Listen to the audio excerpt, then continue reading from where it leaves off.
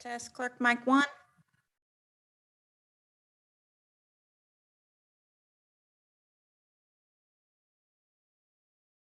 Test clerk mic 2.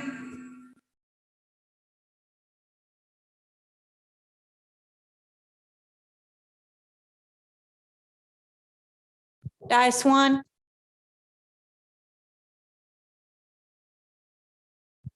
Dice 2.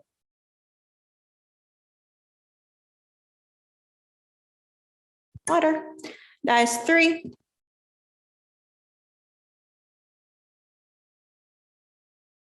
Dice 4.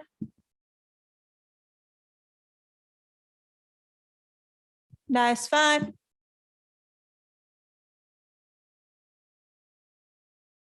Podium 2. Podium 3. Podium 3. Test podium 1.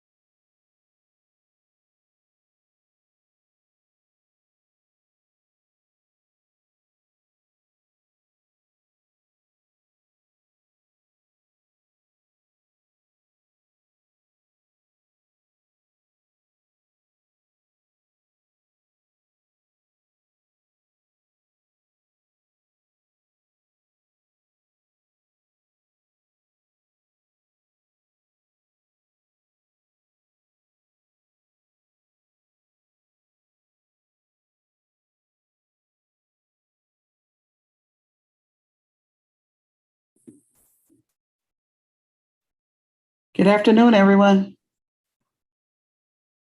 Hi, Ms. Valeria. How are you? And just a friendly reminder for everyone, if you're going to use your microphone, you need to make sure that the light is on your microphone. Otherwise, the recording will not pick you up. Miss Valeria will not hear you. Okay.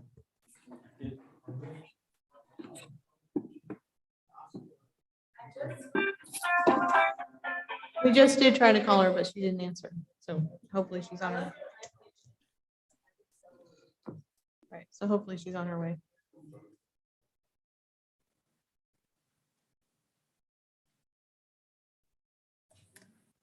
I'll get the door.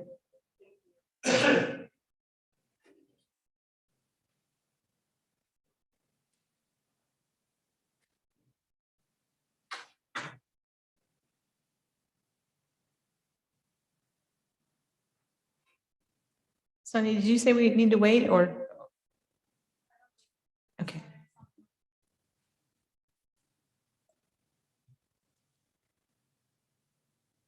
Okay, so do we have someone that is going to do the invocation?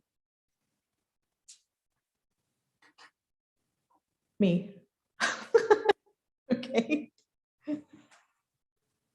Would you all stand for prayer?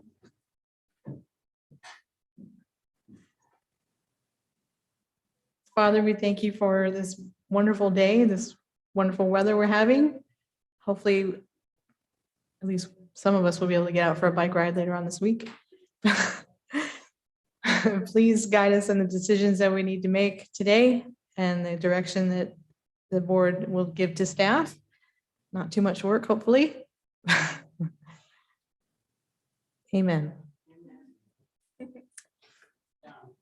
Don't sit down, we have to say the pledge. I pledge allegiance to the flag of the United States of America and to the republic for which it stands, one nation, under God, indivisible, with liberty and justice for all. Ms. Sunny, would you call the roll? Mr. Earl Wallace. Miss Carolyn Smith. Mr. Julio Perez. Here. Mr. Sean O'Neill. Here. And noted for the record, your name is with an A. I apologize. Miss Nicole Grace is not present for the record. Chairman Keith Valentine is not present for the record. Thank you. Would you like to continue with the swearing in ceremony for Mr. O'Neill?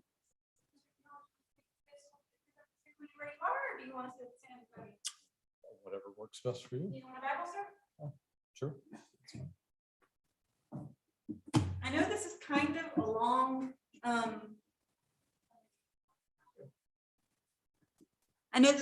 a long, oath of office, so I've printed it so you can follow along with me in duplicate, but it's the normal oath of office. I'll say the first phrase if you would repeat after me. It's a very important position, so it takes a long oath.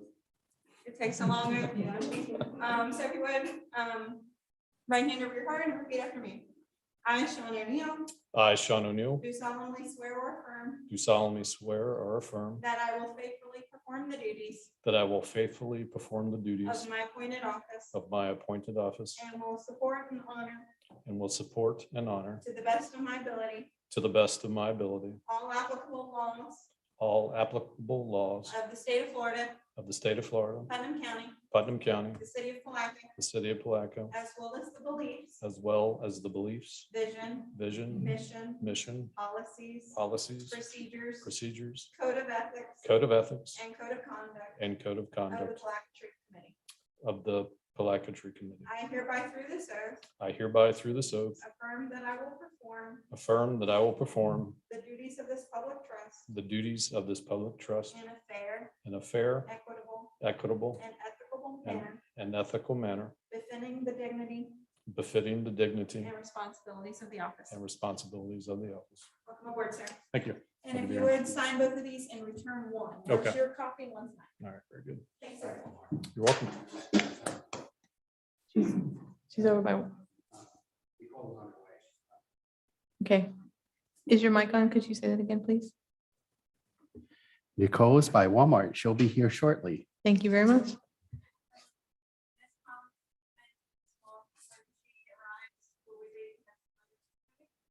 I hope so, yes.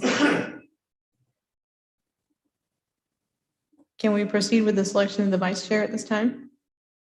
Or do we need to wait for Ms. Grace?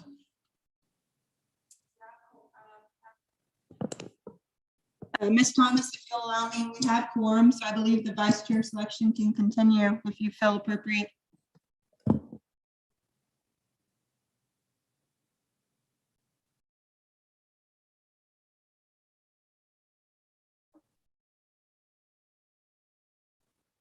Ms. Thomas? She might be on the phone. I'm sorry, I was on the phone with one of the commissioners. I'm sorry. No worries. What was Did your you- question again? Go ahead, Sunny. Ms. Thomas, we presently have quorum. May we continue with the selection of a vice chair so that the vice chair can conduct this meeting? Yes, absolutely. Thank you. You're welcome. Sorry about that. No worries. Thank you, ma'am. Okay, selection of a vice chair. The chairman is currently Mr. Valentine.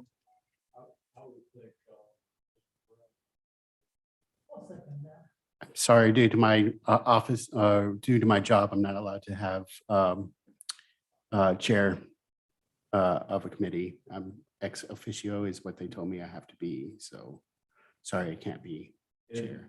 Vice chair. Can it go again? In her absence, I think Nicole Grace should have been here, or she would have been good. Oh, my goodness. Do we need to wait for her to? Oh, we've changed our mind, haven't we? All right. Ms. Thomas, if you will allow, if I may, at the last meeting, they nominated Julio Perez to be vice chair pending his acceptance of the position. I would assume we could do that, but it would still leave us without someone to chair this meeting until she arrives. So we'd have to do a chair per term, correct? Yes, is there anybody who available or would like to assume those duties?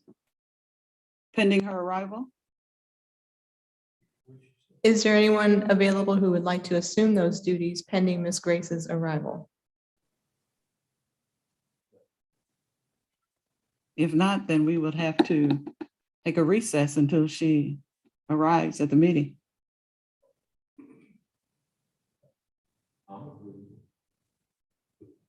Okay, Meeting recessed at 4:14 for the record. Thank you, Ms. Thomas. Thank you. I've been here a long time, but I don't do chair, vice chair. not even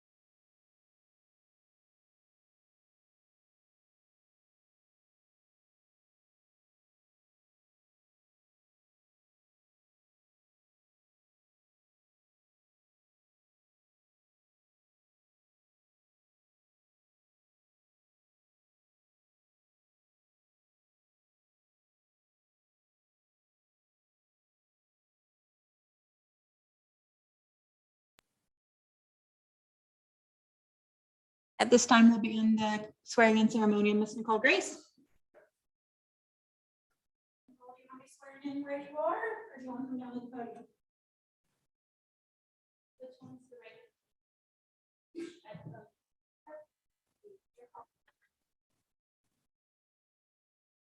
So your mic, sir. And then you'll use this mic. Would you like a Bible, Ms. Grace? If you would. Oh, okay. Oh, should I get my phone? Okay.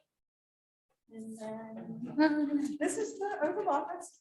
I know it's kind of long, so if you would just raise your right hand and repeat after me. I, Nicole Grace. I, Nicole Grace, Move the camera, please. Sorry.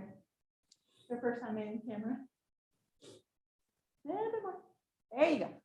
I, Nicole Grace, I, Nicole do Grace, solemnly swear or affirm do solemnly swear that I will faithfully perform the duties that I will faithfully perform the duties of my appointed office of my appointed office and will support and honor and will support and honor to the best of my ability to the best of my ability all applicable laws all applicable of laws the state of Florida, of the state of Florida, Putnam County, Putnam County, the city of Palatka, the city of Palatka, as well as the beliefs, as well as the beliefs, vision, vision, mission, mission, policies, policies, procedures, procedures, code of ethics, code of ethics, and code of conduct and code of conduct of the city of Palatka Tree Committee. of the city of Palatka Tree Committee. I hereby, through this oath, I hereby, through this oath, affirm that I will perform affirm that I will perform the duties of this public trust the duties of this public trust in a fair, in a fair, equitable, equitable, and ethical and ethical manner manner befitting the dignity befitting the dignity and responsibilities of the office. and responsibilities of the office. Welcome aboard, Ms. Grace. Thank you very much. Oath, I have to sign it. And if you would- Beat that back to us.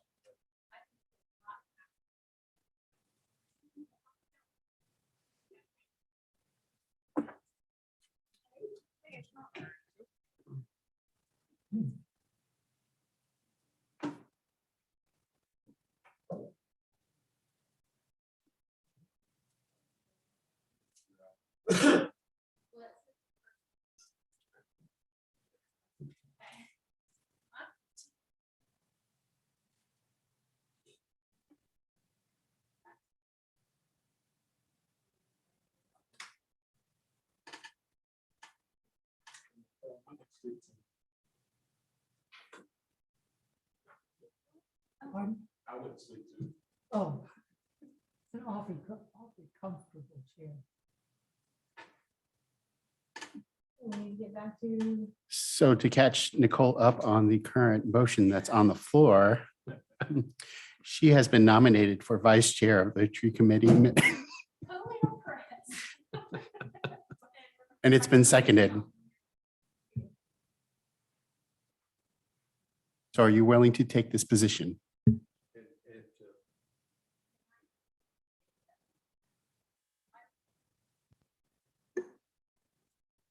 May I ask what the position is, entails? Yes. Yes.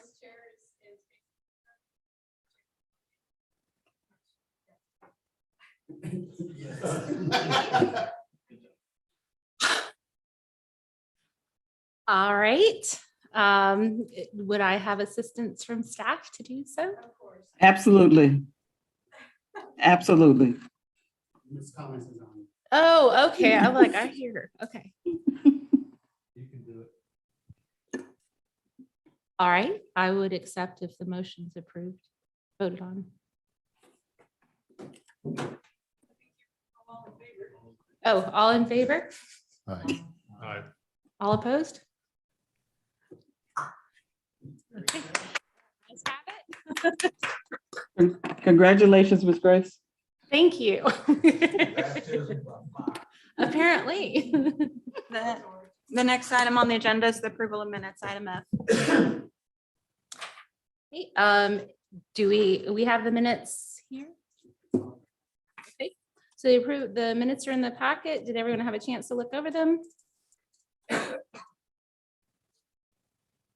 Were there any corrections to the minutes?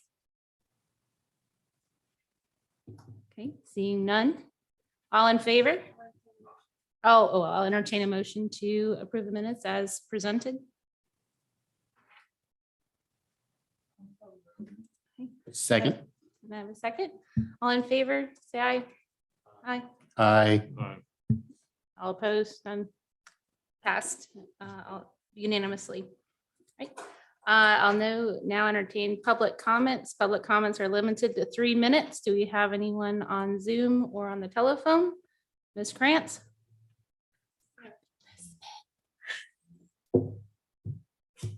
Guess who attends meetings?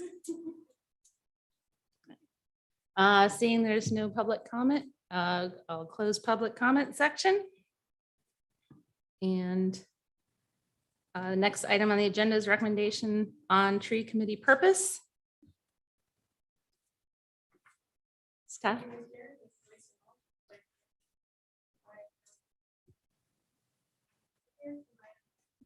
Ms. Walsh? Ms. Walsh? Yeah, thank you. Thank you so much. I had it on, someone else turned it off. My apologies. Couldn't imagine who that might be. In response to the last meeting that we had in December, I believe. Yes, it was late December. I have prepared a draft markup copy of the current tree ordinance as it stands in the code. One of the things that is not identified in the code is the purpose of the tree committee. So I looked at the intent of and general policy of the landscaping and tree protection section. So if you would open your documents that I just gave to you that I passed out a little while ago, the one that says Article 6, landscaping and tree protection.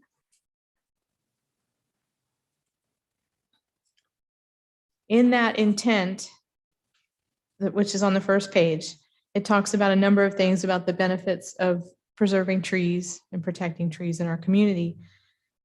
There's also a few items in there that talk about specifically item 4, establishing procedures and standards for the administration and enforcement of this section. Item 5, promote creative site development concepts in order to promote water and energy conservation. And item 8, assist in public information, the education of its citizens, and the effective implementation of this article.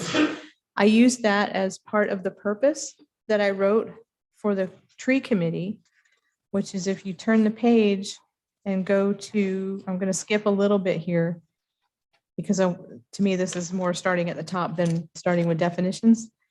If you go to section 94-293, where it says tree committee, and that would be on page 4 of 12.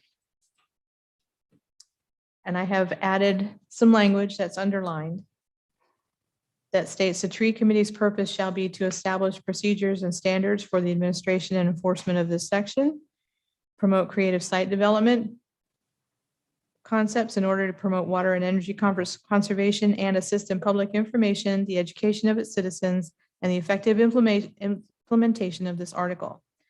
Further, the tree committee's duties may include the planting of trees in honor of Arbor Day, the promotion of municipal beautification projects and funding for the same, and advocacy of the benefits of urban trees to the general public.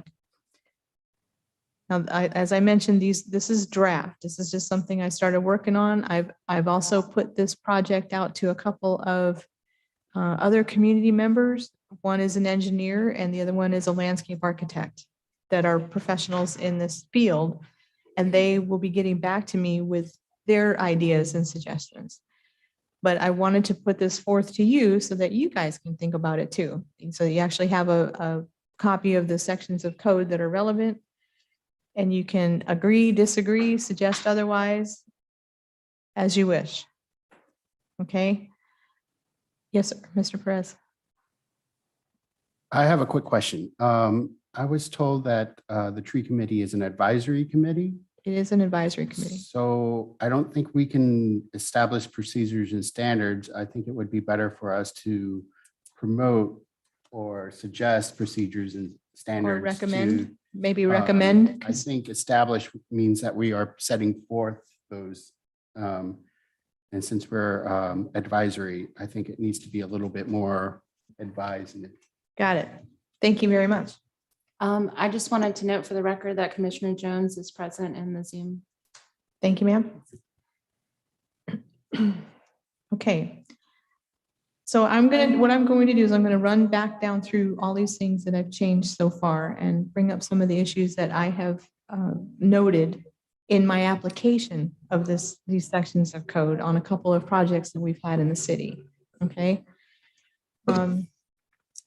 And again, you are free to put forth your recommendations, questions, ideas, and then, I will bring the final, whatever final or next stage document that we have to you at the next meeting for your recommendation of approval or denial or changes. Okay.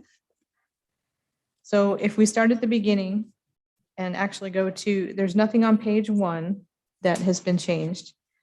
Page 2, one of the things that I noted in this article, Article 6, there was identification, there was language and identification of canopy and understory trees, but no definition of those trees. So I added a definition of canopy tree that I actually found in Article 7, which talks about buffers. So Article 6 is landscaping and tree protection. Article 7 is buffers and screening, okay? If you go farther down on page 3, understory tree, I haven't found a definition for that just yet. There's not one in the buffering and screening section, but I'm going to assume, I would assume that since canopy tree means a large maturing tree with a single trunk whose height is greater than 35 feet at maturity, and understory would be a tree that's not that high, right? At maturity. Yes, sir. Point of reference on page 2 of the Article 7. It has understory listed as small maturing single trunk or multi-stem whose height is less than 35 feet at maturity. There you go. You wanna Okay, keep so I'll that? plug that in there. Thank you very much. Was that in the definitions in Article 7? I must have skimmed right over it. Thank you. Where it calls for caliper and then back below that DBH. Yes, sir. The caliper is 6 inches off the ground, the DBH diameter grass height. Should we make, work both of those into the same? Or do we want caliper at 4 inches off? That's a question that I had because again, in the application of it, I 6 actually, inches off the ground. right. I actually ran into a situation where it was confusing. To me, it's confusing. It's one or the other because I've got to go out and inspect the trees. I'm not going to get down to 6 inches off the ground. I know in Jacksonville, prior to 81,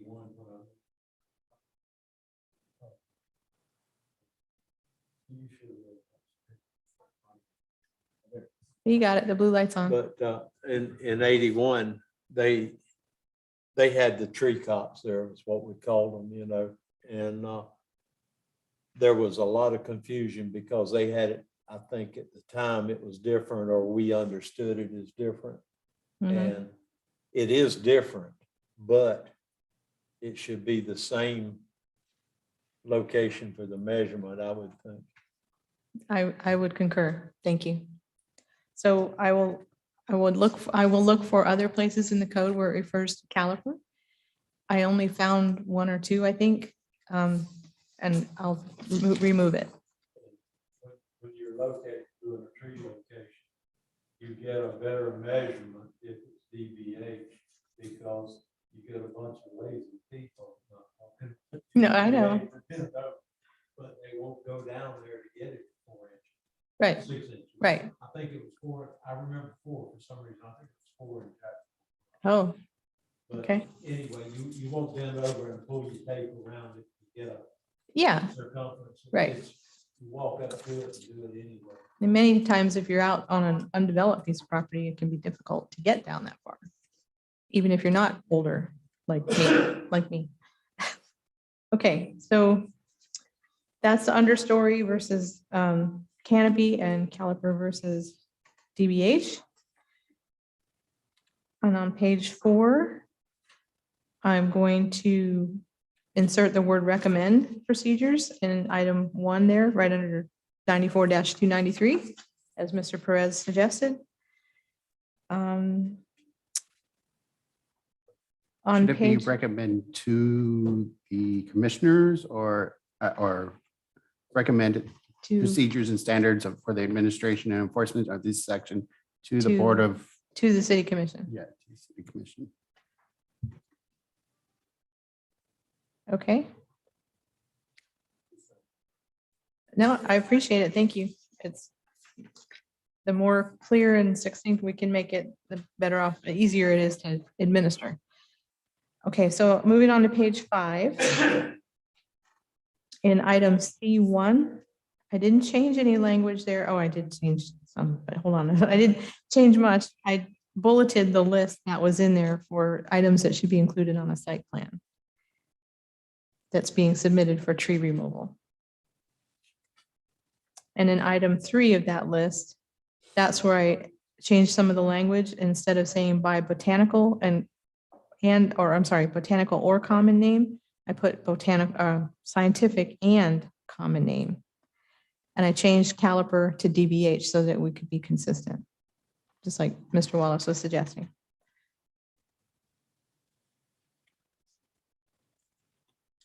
Because one of the reasons it's put in and instead of or for the common name and the scientific name is we just had an application that had 700 plus trees on it that they didn't list any scientific names. All it said was oak, pine, magnolia, oak, pine, but our code specifically calls out live oaks, that we want to replace live oaks with live oaks. Well, how do I know that all those trees were live oaks? I don't. I just know that they were oaks. See what I'm saying? Yeah.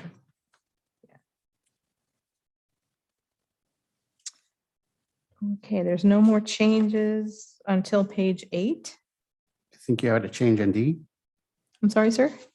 4D, as determined by a certified arborist, right? Oh, yes, yes. Thank you very much. 4D on the same page. Page 5 of 12. Page 5. Right?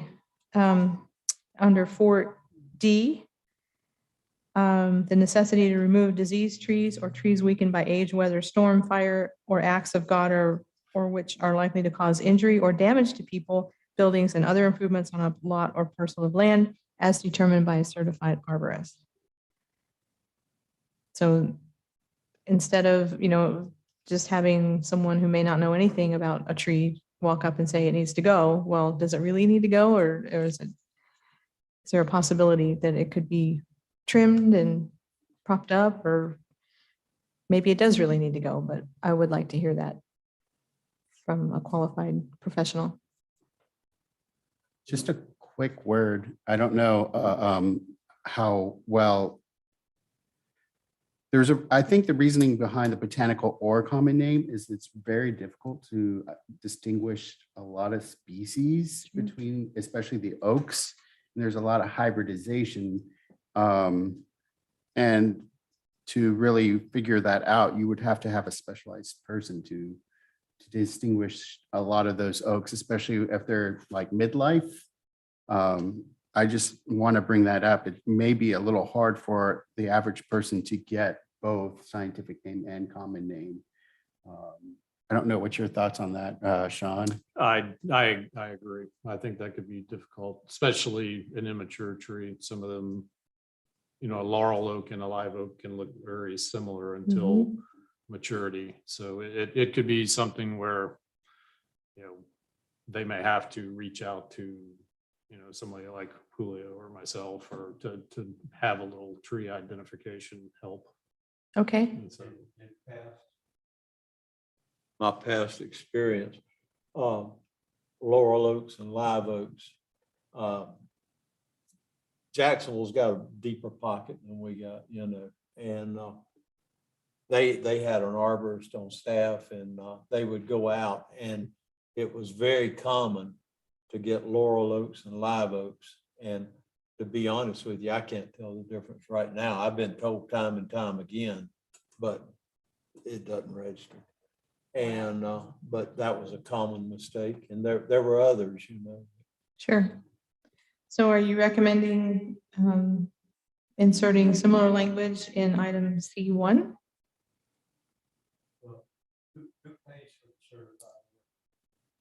The applicant, No, I think they are. the developer, not the city. So, but are you recommending to insert certified arborist under item C1? Yes. I like the certified arborist. Okay. I just don't think, like, if it's a homeowner that's trying to get rid of a tree or has a tree going on, I don't think an average person would have or know where to go for that kind of scientific name.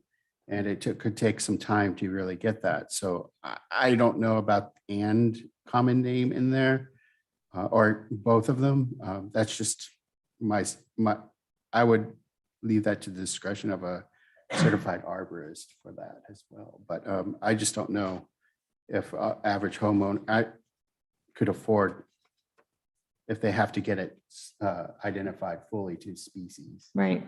So Is that something, like Mr. O'Neill mentioned, is that something that they could call you or his office for? I would eventually, I'd have to send them on to a specialist at UF, and they do charge for tree identification for the average person. And since this is going to be needed a documentation, they would probably require that payment. Mhm.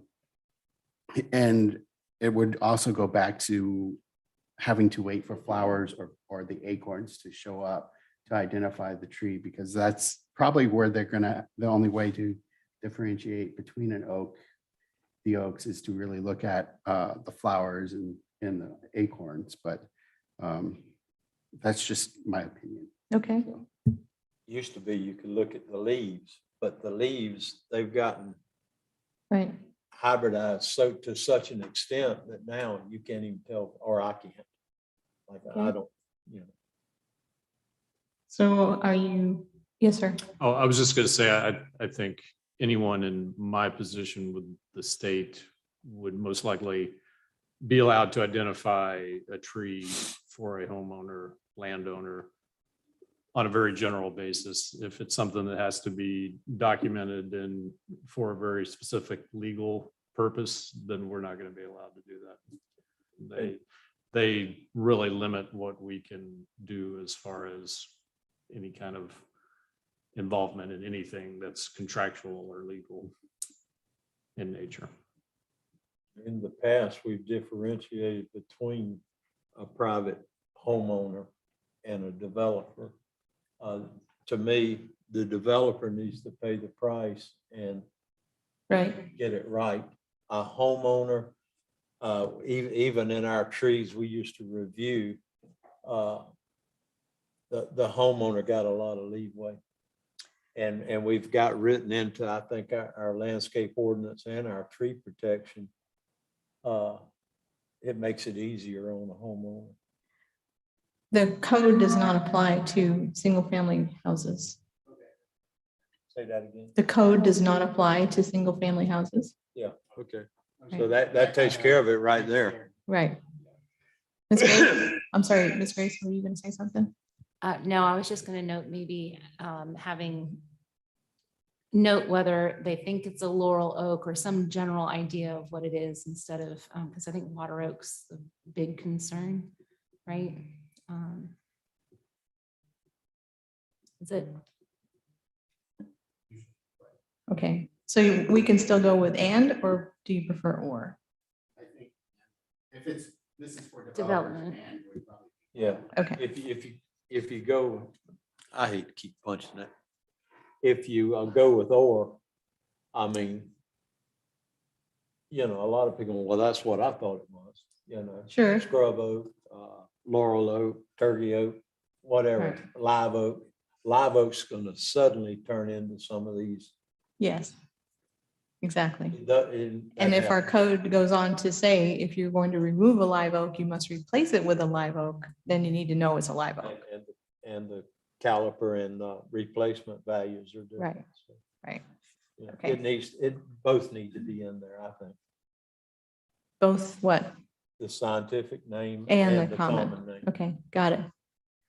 Okay.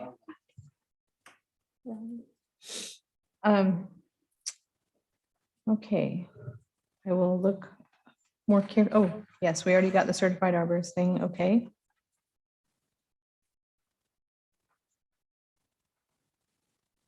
So then the next revision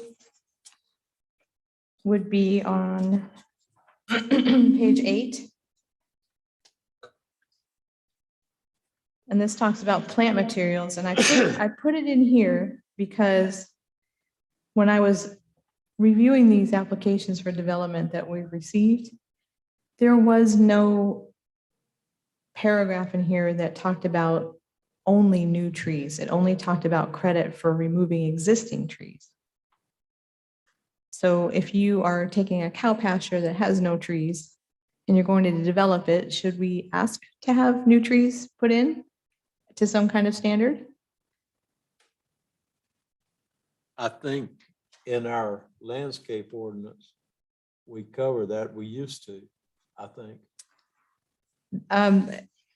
Perhaps I did not read it correctly, but I really struggled to find something that identified that. Say that again. Perhaps I did not read it correctly, but I really struggled to find something to that effect. There's a lot, like I said, in there talking about replacement trees. And it says new trees or replacement trees and the credits for that you would get to preserve any existing trees or credits that you would get for new trees that you planted.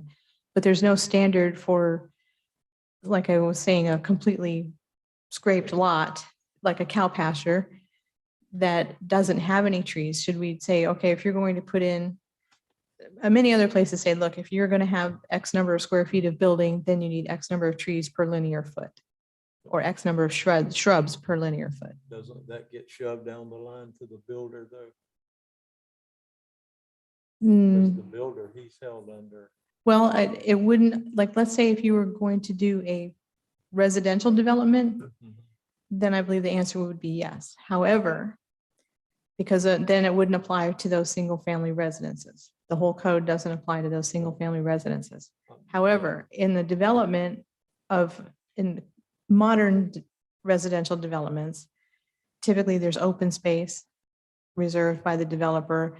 There's areas that are common areas like for stormwater ponds, utilities. And of course you wouldn't want to plant trees on top of all your utilities, but you do want to have those kinds of things included. Whether if they've got open space, like I said, that they've reserved, or maybe a walking area, path, that sort of thing. And they would also be subject to buffering requirements around the edges of that development if it was a traditional residential subdivision type of development. But you would still need to have some kind of, to me, you'd still need to have some kind of standard to go by. Yeah, I agree, you know. Okay. Can I ask a question right now? Used to be, and it's gonna be kind of a splinter off there. Our landscape ordinance did not have a requirement in it to maintain our landscaping and trees. And we hit a case there. Nobody wanted to do it because everybody was afraid the developer would leave if you made them do something nice, you know, but they won't. And we left that out. That was left out of our ordinance. Is it in now? I did not add anything like that right now. However, in our zoning codes, there are requirements to maintain your landscaping. Maintain. Yes, yes. So there could be a code enforcement action created against someone that's not doing I that. get too far off track. I think it's a valid question. Like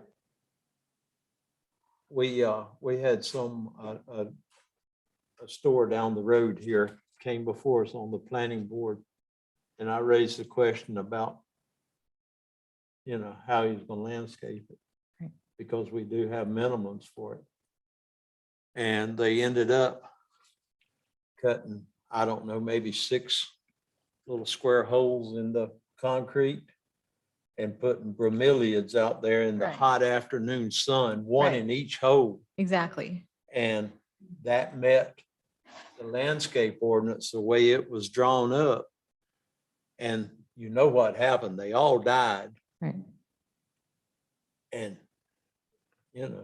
I followed the ordinance. Right. Right. It was down there So on the corner. while I don't have at this time a definitive something to put forth in here, I just wanted to run that by the committee. And I will do more research and present it to you next time You're gonna come up with something. with a minimum standard like what we're talking about. Ms. Smith? Think about what I just asked too. Yes, when sir. you're doing that, Yes, sir, I will.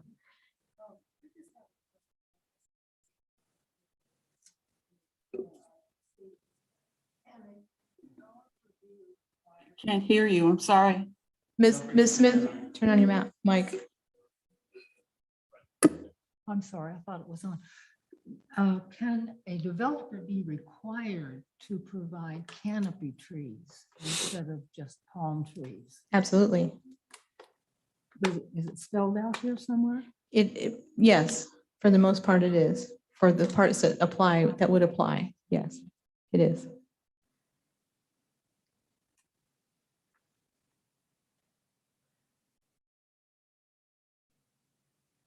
This will come before us again, right? Yes, it will.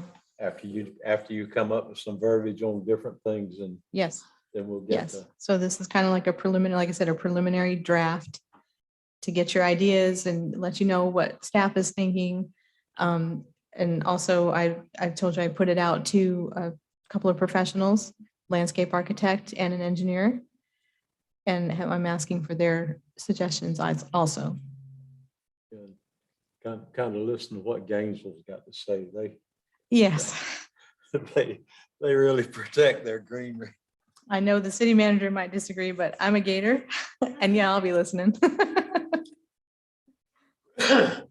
And we'll get it in time to read through it next time before we have no treat. Ideally, yes. Yeah, my apologies for not doing this a week ago, but there was no way I could get to it. So, I read through it today, but I got here an hour and a half early for some reason.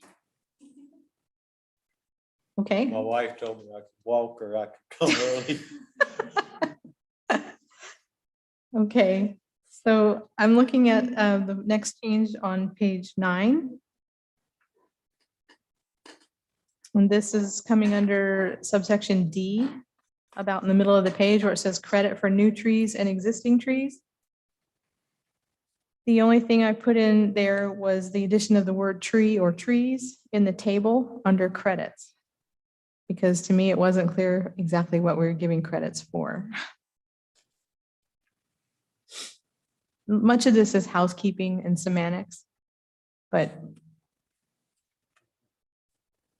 they are, if you preserve 2 to 7 inches of trees or 2 to 7 inches DBH of trees on site, you get credit for 1 tree. So that then goes back to where we talked about the minimum tree standards. Let's say we had a minimum identified and you were, this is just a hypothetical, you were required to plant 20 trees. If you preserved 2 to 7 inches, you would only have to plant 19 trees. Would that be regardless of the type of tree? A canopy tree as opposed to a palm, for instance? Yes, because in other sections of this, it talks about trees that are not eligible for landscape credit and whether or not you're preserving an oak tree or a magnolia or a palm or a pine. And it tells you specifically in there that you can't take and put a big palm in place of a Right, nice oak. right. Exactly. So for example, if you specifically took out 100 inches of live oak, the ratio for replacement of that is 2/3 of those inches. So you'd have to put back 60 inches. And that's 60 inches at 1.5 DBH, not caliper. On section C9, the Mhm. trees not eligible for landscape credit. I don't know if it would be a good idea to use the IFAS plant assessment tool that tells you that these, which trees are invasive or which plants are invasive, Okay, as opposed to naming just 4 of them, or, yeah, there's 4. Because there's so many other invasive species of our area that could potentially be planted. I think something that refers back to the risk assessment done by UF would be a good way to discourage or be a good key to find out which plants should not be used here. agreed, agreed, because So- that changes all the time. Mhm. They're Yeah. assessing new plants every year. Right. So I think And that what would was be that a called? good, UF IFAS, what? plant assessment. Plant assessment. I'll send, do you have a card? I'll get you one. Plant I'll- assessment, what? I can't remember the full name, but I'll email you the link Okay, to that. I like that too. Back when we came up with this list, it was really hard. Everybody was expecting the big boom to come, and it was hard to get any trees put on there as invasive back then. We suggested a bunch more, but okay. they never showed up. But if we have such a definitive document, that would be really helpful. Great, thank you. Okay. Make sure I don't miss another one. Go on to page 10.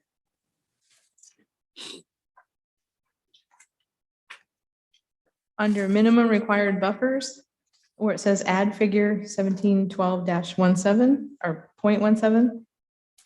I couldn't find that anywhere. So I'm not even sure what it refers to, but I suspect that it refers to a table that's down in the next article that talks specifically about buffers and screening. And I want to research that further, delve into it deeper. And I noted in items subsection 4, where it says the standards in subsection A of this section shall be applied between abutting parcels as follows. And subsection A is where it just talks about the buffer zones. And then I noted specific buffering and screening requirements are found in Article 7, because if that wasn't there, I spent a lot of time looking through this section, trying to find exactly what a buffer A or B or C was. How did they describe it? What are the dimensions of A or B or C? So I put that in there, but then I also subsequently found out that there was much more detail in Article 7, and it wasn't just Article 6. And I may end up looking at it based on your recommendations. I don't see any reason why we couldn't possibly combine these 2 articles: tree protection, buffering, screening, especially if there's any overlap.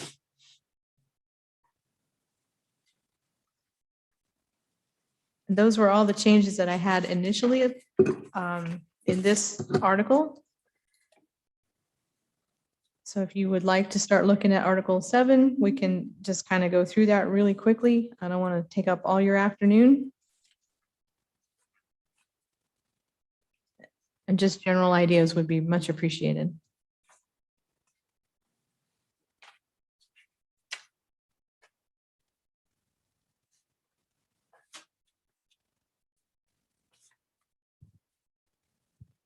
I have a question, just. Yes, ma'am. Starting out with this, do we have anything about like permeable surface area when we're doing developments at all? Any requirements? Yes. Yes. So many zoning areas specify you can only have a certain percentage of pervious versus impervious surface. Or in I think in the code, it actually calls it lot coverage. So I think most residential, if I recall, most residential districts will permit up to 35% coverage, whereas an industrial or commercial will permit up to 75%, something like that, Okay. of impervious surface. So Water management usually makes you toe the line on that. absolutely, right. And all that, that's where I was going with that, is that you have to have, if you're doing any kind of non-residential development, you've got to have all those permits through the water management district. Okay, Thank you. That looks at stormwater runoff and whether or not you can contain the volume of a 100-year flood or a 100-year storm. Yeah. Yeah.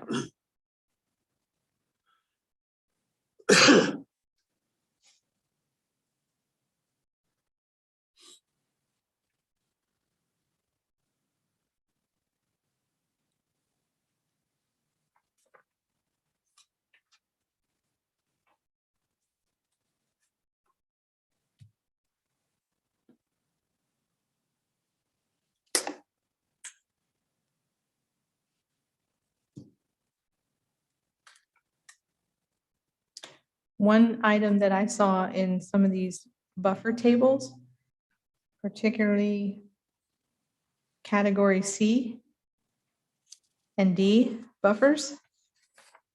It talks about in option 2 that you could opt to install a wood stockade fence or masonry wall or an earthen berm.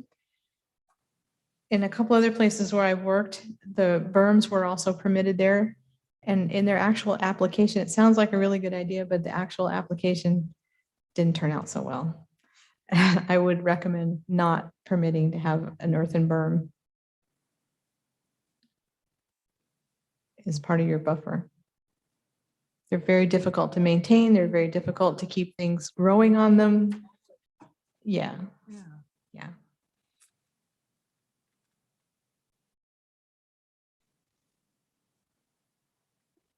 So would you suggest taking that off of all the categories? Yes, I would.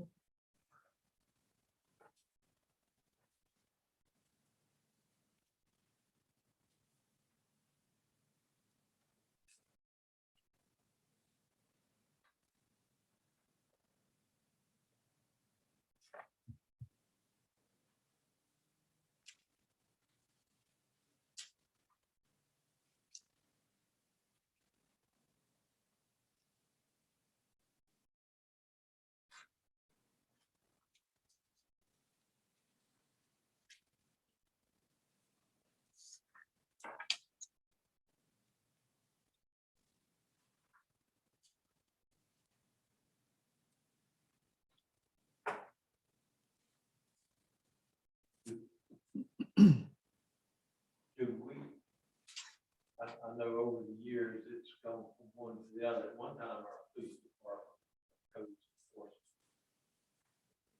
So we've got good codes enforcement. Now, that's who was enforcing. Correct. We're getting there. We're getting there. We have, yes, I do. I do. There's always room for improvement, but we're getting there.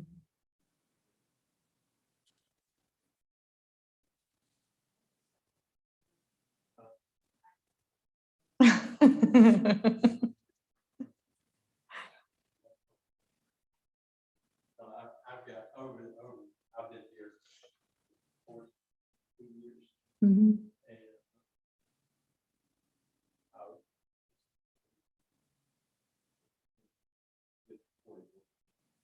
but I used to trust.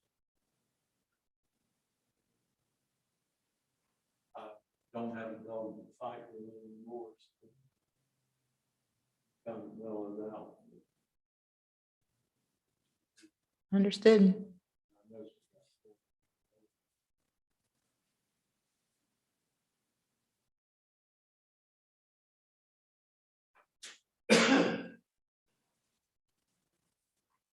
Are there any like general things about the code? There are things that you've noticed around town that might be considered or you'd like to ask about? Yes. Yes. Unless you're doing xeriscaping. Irrigation is required for all the landscaping. It's part of it, yes. For a long time, we had nothing that even required, you know, a developer, whether it be for the dollar store down the street or Walmart out there, or there was nothing to say you had to maintain it. It told you what you had to plant, and you can skate by pretty cheap with what you have to plant. And there was no water, no nothing. Give it 6 months here at the most. Right. You go right across. I know there's some places that would require, that require like a 1-year landscaping bond. But there's also language currently in the code that says anything that's, I think it's 2 years. If it dies in 2 years, you've got to replace it. And that would be, I mean, if you think it's a good idea to add something about a landscape bond, we can do that. Which basically is the insurance policy that says if it dies, it gets replaced faster than 2 years. I always bring up Walmart. But we were building our Walmart here about the same time the land was built theirs. And we were one of the highest producing stores in the country.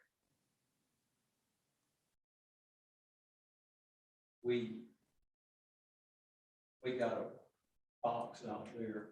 They change the color of it every now and then. It's a box. You look down into the land, it looks like a row of little shops, and the landscaping is beautiful. The land, you know, held their feet to the fire, and they said, "Well, we're not good." Right. Yep. You know, but we are afraid here that they would go out of town, which they're not going to do. By the time they reveal what they're got have intention to do it, they've done all the study and they know there's a buck to be made here. Mhm. We don't want. Well, someday Target will want to come here. And I say someday, maybe Target will want to come here. Will we be able to stand up to them? Just the reason why I ask is, I don't know if there's a better way or a way to just point to Florida law about irrigation, because Florida law does have a lot of minimums you have to do, especially with incorporating a rain sensor or water sensor Yes. to ensure that you're not watering during rain events. Hurricanes. I think there probably needs to be something in there about getting your irrigation checked every so often so that you don't have gushers or that you're not watering the sidewalks, stuff like that. I think would be a good incorporation into either one of these articles, because you know our water is essential to keep our environment. Great idea. Thank you. Do you, if you happen to know those state law citations, could you send them in the email that you're going to send me? Okay, I think there's more that needs to be read too. Did we want to entertain a motion, looking this over and sending suggested revisions back to you? Can we do that? Absolutely. I'm entertaining. Looking for a motion. Second, You made a motion. One. I think you made the motion. I'll second that motion you just put out. The chair cannot make a motion. Right. Oh, okay. Yeah, so yeah, I so move. What was the motion? we're working on it. We're working on it. I guess the motion is to allow us some time to look over the articles and make suggested revisions and email them back to Ms. Walsh. Walsh before the next tree board meeting. You made the motion. I have a proper motion and second. All in favor? Or sorry, discussion. All in favor? Aye. Aye. Any opposed? Motion carries unanimously. Awesome. Thank you all very much for your time and consideration. Good job. Thank you. Are we going, I know we skipped over section 3. Did we want to revisit that, or are we going to move that on to the next meeting? You're talking about on the agenda? Mhm. Right. We kind of talked about covered that as far as the duties and purposes of the tree committee. Oh, super. Okay. Well, if anybody has any suggestions about education and advocacy, I'm more than happy, like I said in our first meeting, to do educational opportunities. All I need are ideas and suggested are areas to do it. I know people are getting a little touchy about driving long distances, and evidently East Palatka is sometimes a long distance for Palatka people. So if you have suggested places to have programs, of course, I don't have much of a budget to pay for them. But if we have areas where I can do even small group community outreach, I'm more than happy to entertain those ideas. It's part of my job as extension office and UF-IFAS agent. Right. And I definitely need to reach a more diverse community. So I'm just point me to the right direction and I'm more than happy. Is to- your office on Yellington Road? Yes, ma'am. it is. Okay. So you're saying we furnish a place, you're more. Mhm. Price Martin. I got a suggestion for a program. And we've got the Price Martin building that's shaping up to be a pretty good meeting space. Do foresters still use tree key trees? There are still a lot of tree keys out there. Yeah, that used to work. I mean, really, really, really well. There are keys available that I could Yeah, I provide. have a key and I loaned it out.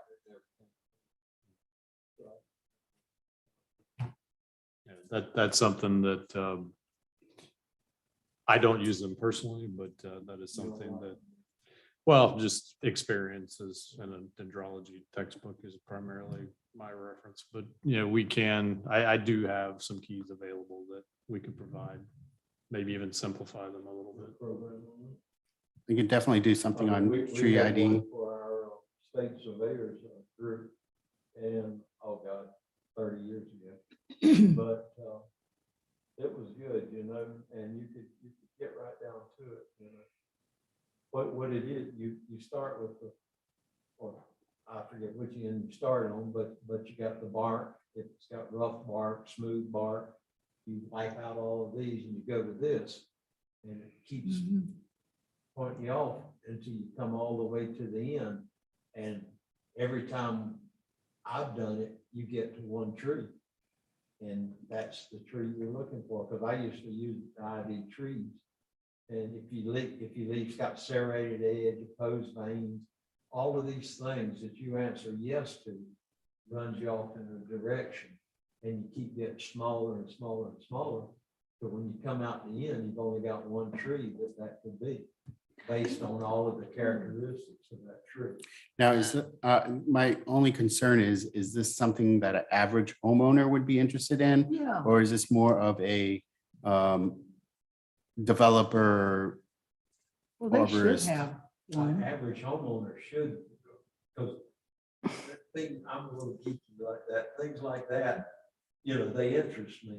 Uh-huh. And, So it's possible for it's possible for the homeowner to be interested in it, but it's available for the developers. That's what I was going to ask. Should be available to a developer. I used to have a very simple one that started off with needles, leaves. well, that's the way to start. Yeah, and went from there. And you could, Opposed veins Uh-huh. to The biggest issue that I see, and I deal with master gardener training, that I have with the audience of master gardeners, which is usually older retirees, is that some of them have very limited comprehension or don't really understand some of the topics you have to really put forth. So you have to really get into the definitions of what everything means and show them. And even after you show them one or twice, it takes a lot of time for that to develop a skill. So You should try second graders. after gardeners, but I'm so old, I forgot. cut it off. So that's a possible. The average homeowner doesn't know what a serrated edge is or opposed vein, opposite veins. And then you have doubly serrated and average. toothed and Prenate. There's just a wide, it would have to have a illustrated guide to go along with the key. So, you know, it would be a fairly large document to provide. You've got members of the Palatka Garden Club in this board. I know we have some very well educated people. I'm feeling I really agree. good right now. I'm feeling very educated and knowledgeable. We've also got some old and senile. I think Ms. Crepe also had a question.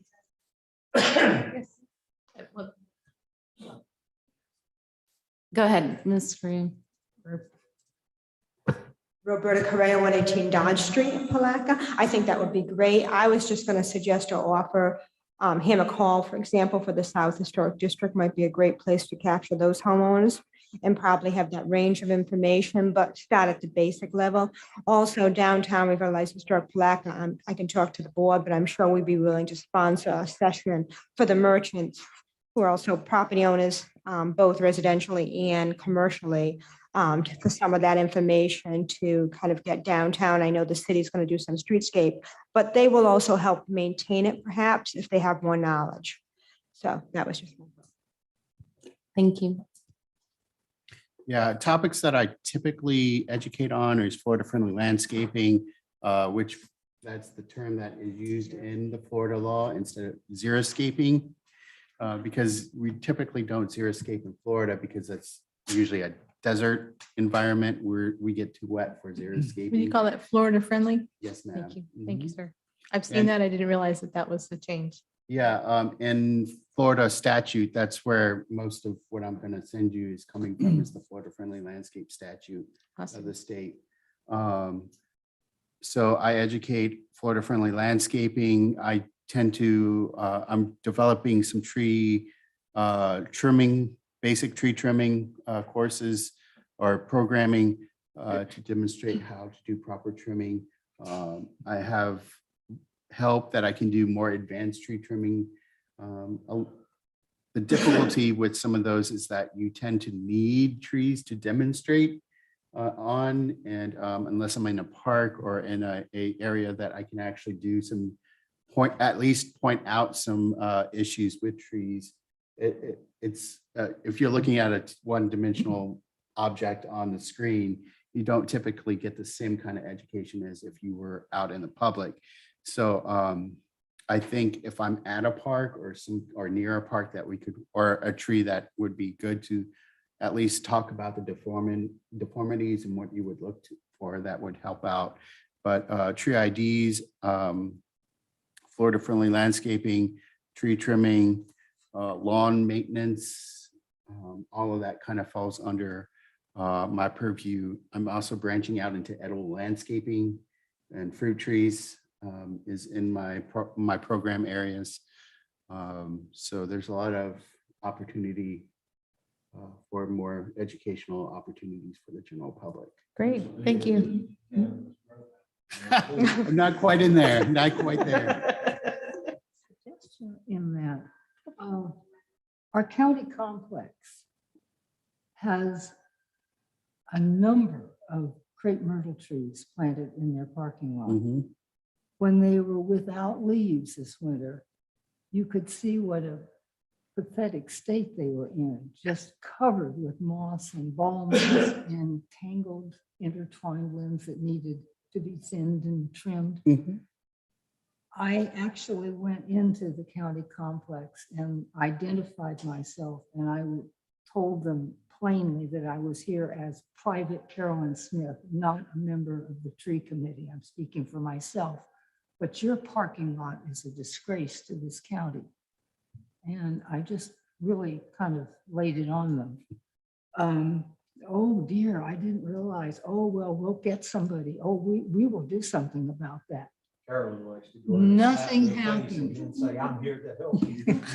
Well, nothing happened. And now they've leafed out, and all that tangledness is still under there, and the moss is still there. But if you were going to give a demonstration to homeowners about, at least about crepe myrtles, that might be How a not to place create, not, where how you could do it. how not to crepe murder your crepe myrtle. Crepe Exactly. myrtle trees, yes, yes. Because other people will hat rack them. Mhm, I have some in my yard. I love crepe myrtles and they're very large and I no longer can reach them because it's arbor can't climb them anymore. mhm. And I've called 3 tree services in this town and all of them wanted to charge lots of dollars To hat rack. to hat rack them. And I told them what I thought about that. So they're leafed out now and trimmed.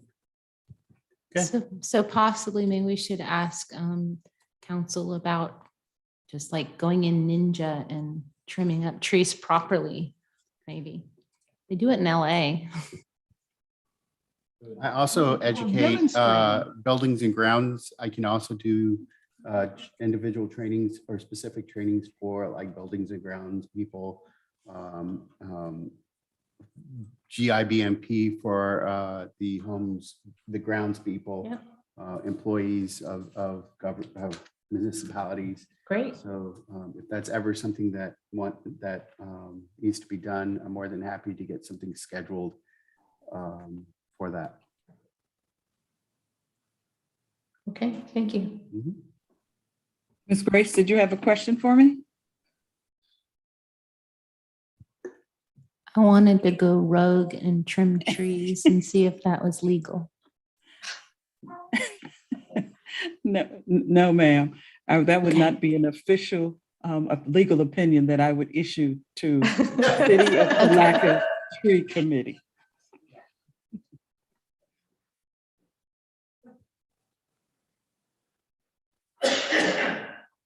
Could I just make one general comment? If any of you have ever really noticed the live oak tree that's growing in the county complex, look at the form of that tree. It's an absolutely beautiful tree. It's growing between the dry cleaners and the county complex office. It's huge. It's beautiful. There's a couple of them over there by those 2 little houses that are really good. Yeah, that's where I mean. That- Oh, okay. Yeah, kind of over on the side. Yeah, it's huge. It's huge. Beautiful. Can I move on to staff recommendations? I'm good. Thank you. Okay. Board member comments? Do I just go around the room? Mr. Perez, I think I've said my lot already. Thank you. Mr. Wallace? Okay, Mr. O'Neill. I would just like to say, I passed this article around. This was in the Palatka Daily News. It was just, in the Jacksonville Times Union.